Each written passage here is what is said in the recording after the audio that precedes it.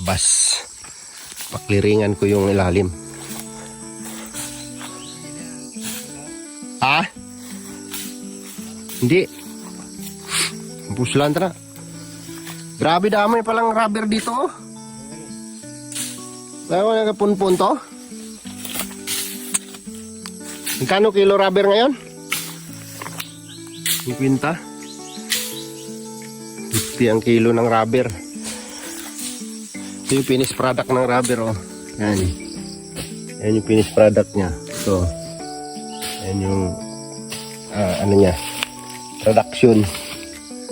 Yan. Tulo doon sa bao. Tapos lagi ng acid. Ayan na. Diba? May produkto ang lupa. Lawak nito, oh. Pababa.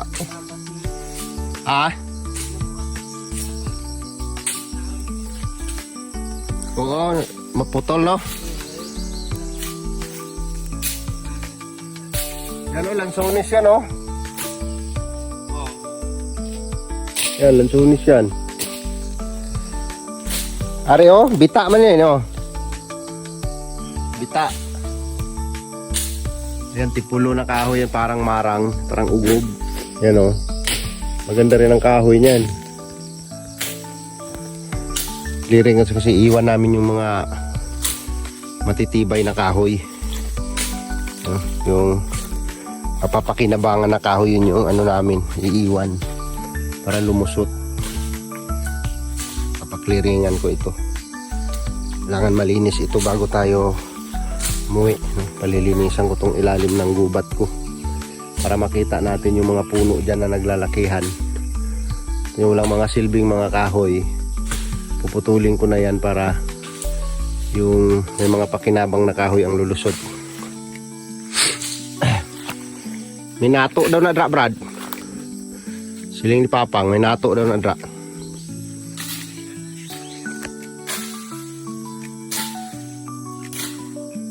Brad yung nagtatabas.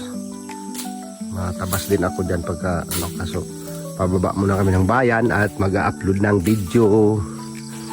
Kita natin malinis yung area para kung ano yung gusto nating itanim, palalawakin ko pa yung mga prutas ko dito at prutas at kahoy, no? So plano ko pong i-preserve tong area ko na magiging forest, no? At magiging forest attraction someday somehow, no? Lalabasan yung mga matitibay na kahoy para sa kinabukasan ng mga naghihintay sa atin, no? So sa next generation, no, sila po ang makikinabang nito. Kasi lahat naman tayo lilipas sa mundong ibabaw, kaya mag-iwan tayo ng magandang alaala para sa mga junakis natin. So someday magiging virgin forest ito ang lugar ko, no? So hanggang dito na lang muna yung ating vlog at kami po ay bababa ng bayan para makapag-upload tayo ng video natin para sa ekonomiya ng mga umaasa sa atin. Wow! Your BSB is already, ha? Wow! Where are you going? I'm here, I'm vlog. You're vlogging? Yeah. Can I sama? No? We will go na. Huh? You want to sama? No more karga, ha? Opo. Okay. Let's go na. Taka na dun. Nabihis na tayo. So mga kalingap, welcome back sa ating munting channel. Dito po sa Alex Librada Vlogs.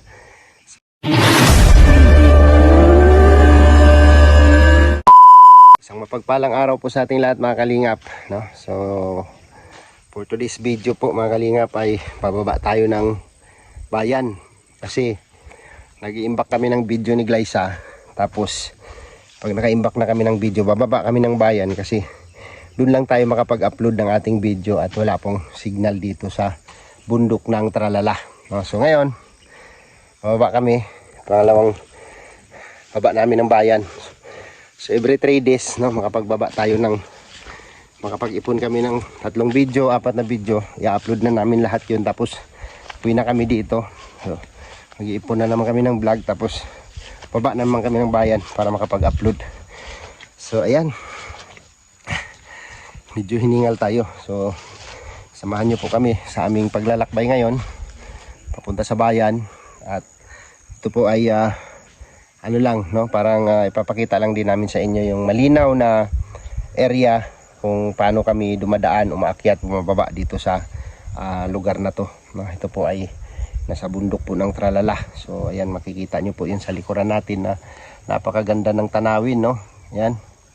So nakapaligid po ang bundok dito sa lugar na to. Ayan. Napaligiran ng bundok ang lugar na ito, no? Ayan. So nandito tayo sa pinakatuktok kung saan ito yung pinakataas, no, na bahagi ng lupa namin ng bundok ng Tralala. So ito medyo patag to dito. Tapos bababa ka doon yung bahay. So ngayon, ayan. So nakikita nyo yung mga dahon na yan, yan yung mga naglalagpas ang mga puno na yan. Ayan. Makikita nyo po yan dyan sa sunod na vlog natin. Lilinisin ko po yan para makita po ninyo yung mga puno natin dyan, kung paano natin inaalagaan yung ating munting kagubatan, no? Munting kagubatan. Yan, iniwan na ako ng aking mga kasama. So simple lang, simpleng baba lang ito. Kung pababa ka, o depende na kung ano po ang mahirap, akyat ba o pababa. So dito medyo hindi tayo hinihingal kasi medyo ano to, pababa lahat, palusong, no? Dito makikita ninyo ang malinaw na video sa kapaligiran ng lugar na ito sa Barangay Rinibon, Pigkawayan, North Cotabato. So tara po mga kalingap. So ayan, medyo masukal yung daan, no? Ganda ng sikat ng araw, walang ulan, napakaliwanag ng kalangitan. Ayan, no? Napakaliwanag ng kalangitan. So kung dito ka sa pwesto na ito ay yung titingalain mo yung bundok na yon. At kukuha tayo mamayang magandang spot dito para matanaw natin yung kagandahan ng kapaligiran, no? Yung ambience kung sabihin nila, no? Panibagong ambience, refreshing and stress free, no? Stress free po dito sa lugar na to.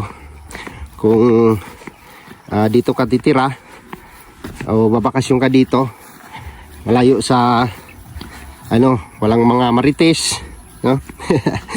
Hindi masyado ano sa marites dito, nakaka-relax ka dito dahil tahimik, no? At napakaganda ng mga tanawin, no? Dito sa lugar na to. So ayan, isipin nyo po mga kalingap, no? Hello, yung baba na yan, barangay po yan. Yan po yung pinaka-barangay ng Rinibon, no? Pinaka-sintro, yan sa pinaka-baba. Ngayon, isipin nyo yung mga kabundukan na nakapaligid, no, mga kalingap. Ayan, oh. Isipin nyo yung mga kabundukan na nakapaligid. At pag yan ay bumitaw, no, hanggang dito yan, sa tinatayuan ko na to, at dyan sa taas, puro bundok po yan. Yan. Kita po ninyo yan, wala nang mga kahoy yan, no? May mga puno-puno man yan pero hindi masyado kapit yan, no? Kalbo po yung mga lupa, yan. Kalbo po ang mga lupa dyan. Kapag darating ang panahon mga kalingap, no? Posible, no? Hindi po siya imposible.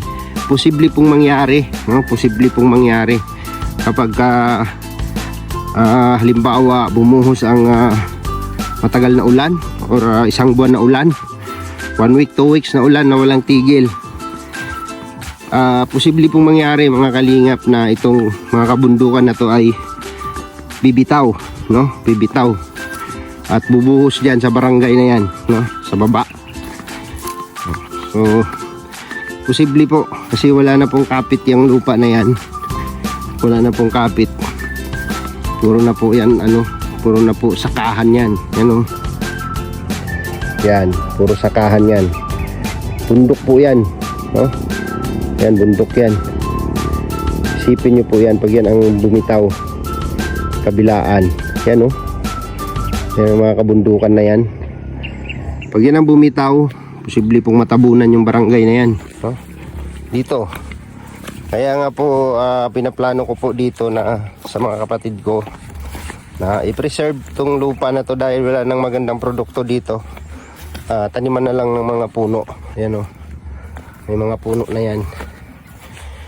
Linisin at taniman ng puno. Grabe. Paka ano po no. Ayan o, puro puno na yan dyan. Kasi yung lupa na to, parang hindi na siya wala nang magandang harvest no pagka tinaniman natin or sasakahin at taniman ng mais or wala na magandang Are you okay? Be careful. Yes! Matarik yan dyan mami, baka marigulong yan. King, wait.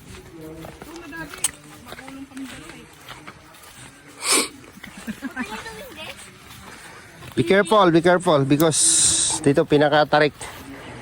Diyan muntik si Alpi diretso doon. Alam mo King, may kwento ako dito. Bure, matribya pa pala. Itong daanan na to, ito, dito gumulong si Super Tikla. O, tapos, May dala siyang mani. sinumpa niya na ito. Oo, gumulong sa dyan. Gulong-gulong sa dyan eh. Tandaan. Yung inaapakan mo ang i-fix mo na kaupo na siya.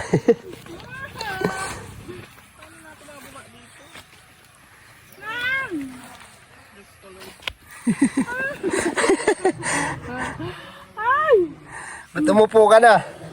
Wait lang nga kasi. Mahirap ako. Ano na yan?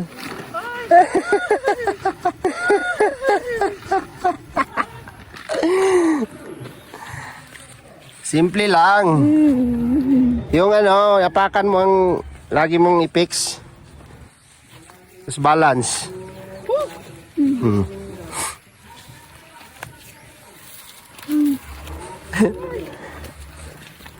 Okay na. Careful careful. Bitaw na sa akin, bitaw. Dandahan. Bawi yung puwit mo. Ang dumi. Ang dumi ng puwit mo po. Ayan. Ang dumi ng puwit.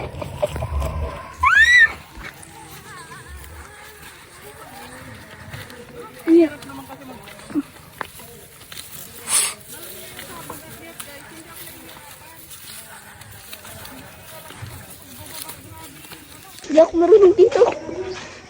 Hawak ka lang.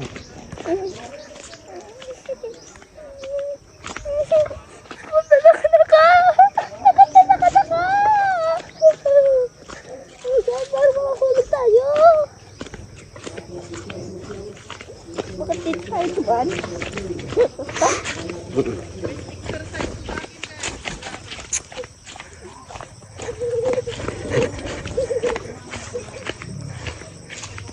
Nahulog na ako.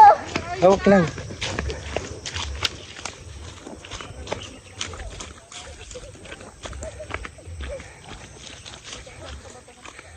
Are you okay? Yes.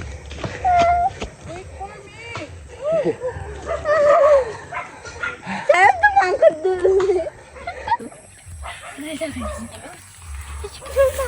Oh Lord! Bigyan mo pa kami ng lakas, Lord. Sa araw-araw ng pagbaba at pag-escape dito. Grabe. Ayan. Nakakalahati na tayo, guys! Kalahati na. Kalahati na tayo. O, 11 minutes.